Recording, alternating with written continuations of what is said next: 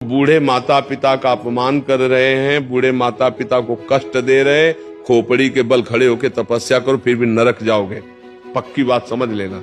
उसकी कोख में तुम पले हो, दूध पिलाया है, वो तुम्हारी सौत फेंकी है, वो माँ है, वो पिता। बुढ़ापा में बुद्धि खराब हो जाती है। बूढ़े लोग कुछ भी बोलते रहते हैं, चाहे जितना आप अच्छा भोजन दो सबसे निंदा करेंगे कि लड़का ये बहू हमको बहुत कष्ट देते, वो तुम्हें सहना होगा। बूढ़े माता पिता की दुर्दशा देख करके ऐसा लगता है आज हमारी समाज को क्या हो रहा है। अरे ऐसे मार रहे जैसे जानवर को मार रहे हो बूढ़े माता पिता को। आप लोग तो इस विषय को देखते होंगे, जानते होंगे। हमें बहुत इस समय तरस आता है जब बूढ़े बूढ़े लोग परेशान घूमते हैं कि हमारे बच्चे ने निकाल दिया या उनको पीटते। ये आज हम सत्संग में भी इसीलिए बोले और यहाँ भी बोले। और हमारी सबसे प्रार्थना है अपने बूढ़े माता पिता की सेवा करो। जो बूढ़े माता पिता का अपमान कर रहे हैं, बूढ़े माता पिता को कष्ट दे रहे, खोपड़ी के बल खड़े होकर तपस्या करो फिर भी नरक जाओगे। पक्की बात समझ लेना। आज का जो समय वातावरण जो बढ़ रहा, बहुत ही निंदनीय बात है कि जिन माता पिता ने हमको इतना बड़ा किया उन पर हम हाथ उठावें। आज हम सत्संग में भी बोले कि देखो कैसे बूढ़ी माई को मार रहा है जवान लड़का लातों से, देखो कैसे माता पिता को बहू और बेटा मिलकर के मार रहे हैं दरवाजा बंद करके। अरे यार, उसकी कोख में तुम पले हो, दूध पिलाया है, वो तुम्हारी सौत फेंकी है, वो माँ है, वो पिता। बुढ़ापा में बुद्धि खराब हो जाती है। बूढ़े लोग कुछ भी बोलते रहते हैं, चाहे जितना आप अच्छा भोजन दो सबसे निंदा करेंगे कि लड़का ये बहू हमको बहुत कष्ट देते, वो तुम्हें सहना होगा। चुपचाप सहकर उनकी सेवा करो तो भगवान की कृपा हो जाएगी। इस समय सबसे ज्यादा हमें आवश्यकता है अपने घर गृहस्थी के धर्म का निर्वाह करने की। जो गृहस्थी में वो बातें अच्छे से समझे। ये जो आज का वातावरण चल रहा है गृहस्थी का सत्यानाश करने वाला चल गया है। देखो गृहस्थों में ही तो हम लोग पैदा हुए हैं, गृहस्थों में ही हमारा पोषण हो रहा है, गृहस्थों में बड़े बड़े परमहंस से भिक्षा मांगते हैं। आपका गृहस्थ धर्म बेकार तो सब कुछ बेकार हो जाएगा, क्योंकि आपसे ही सब धर्म चल रहे हैं। सारे धर्म आपसे चल रहे हैं, गृहस्थ धर्म से ही सब चल रहे हैं।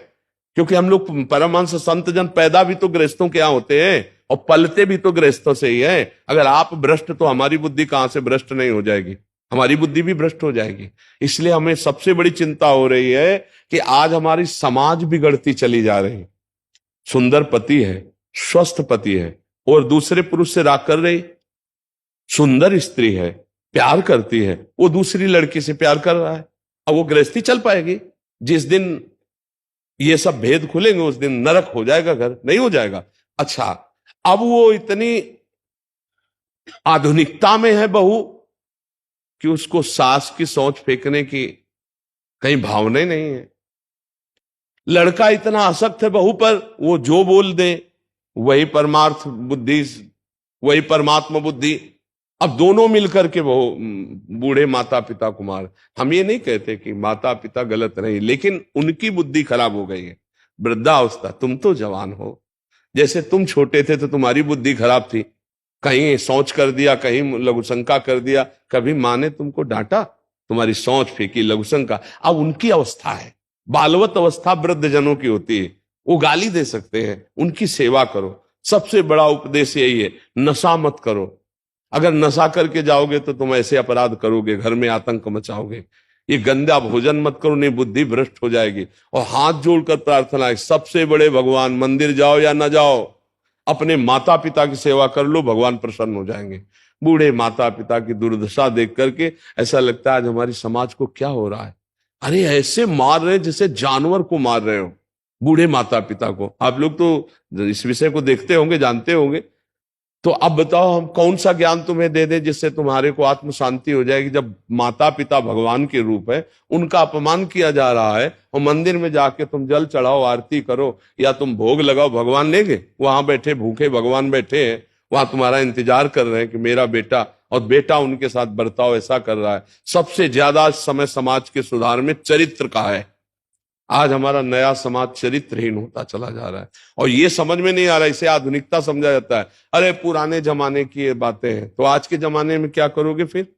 ये बेविचार करोगे तो तुम्हें परस्पर प्रेम रहेगा क्या?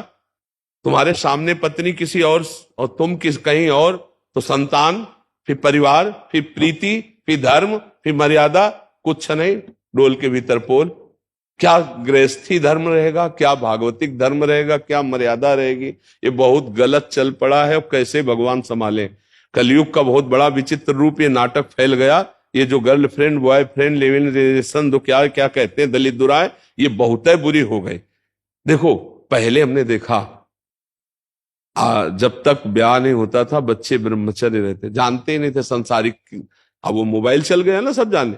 और जब ब्याह हुआ तो आजीवन एक दूसरे की गलतियों को सहते हुए वो एक ही घर में रहते।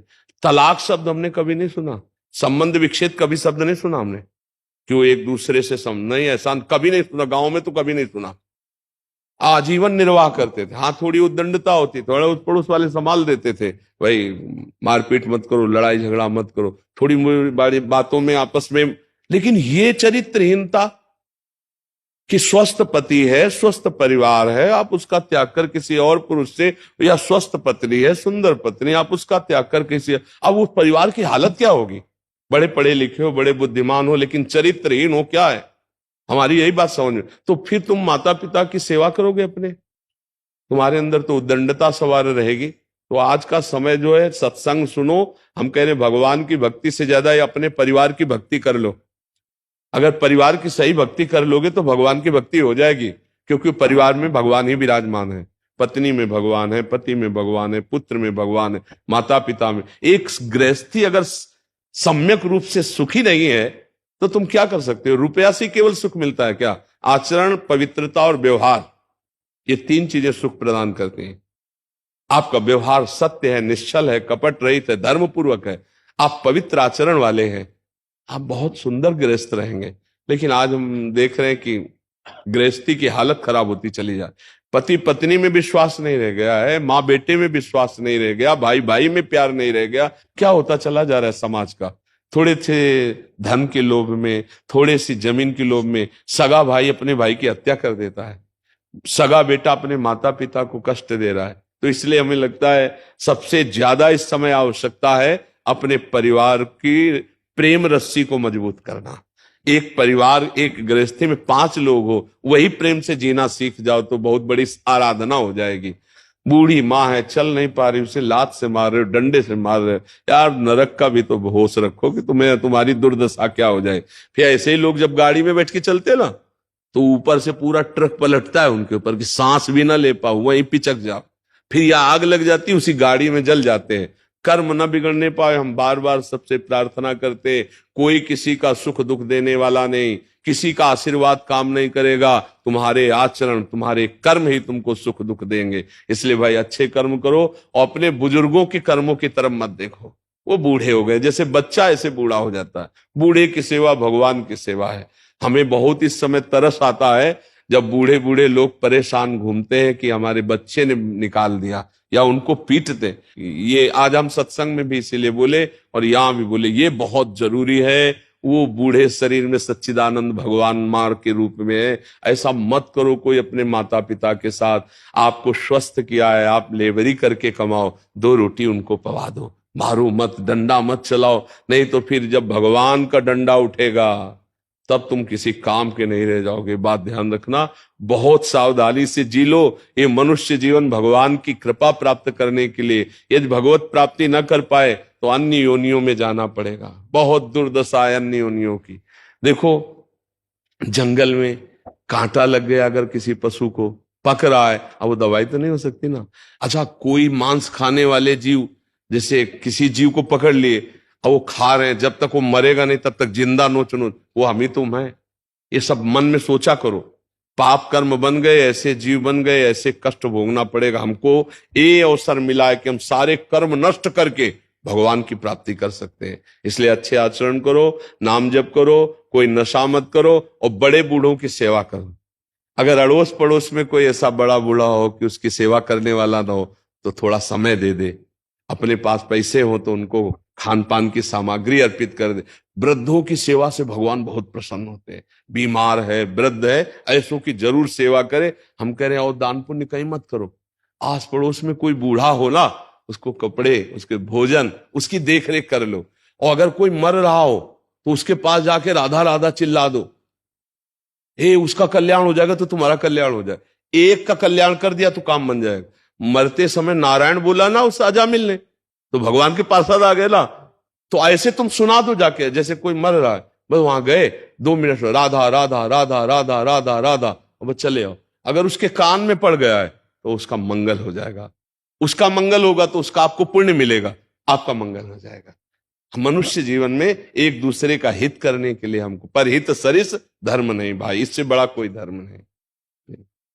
हम अपनी भावना में आज इस बात से दुखी होकर के चर्चा करें कि आज हमारे नौजवान लोग माता पिता का आदर नहीं करते, वृद्धों का आदर नहीं करते, वही धर्म है। इसीलिए तो तुम्हें जवान के हर माता पिता चाहता है कि मेरे एक बच्चा हो जाए, बच्ची हो जाए। किस लिए? कि बुढ़ापे की लकड़ी हो जाएगा, वो बुढ़ापे में भोजन दे देगा।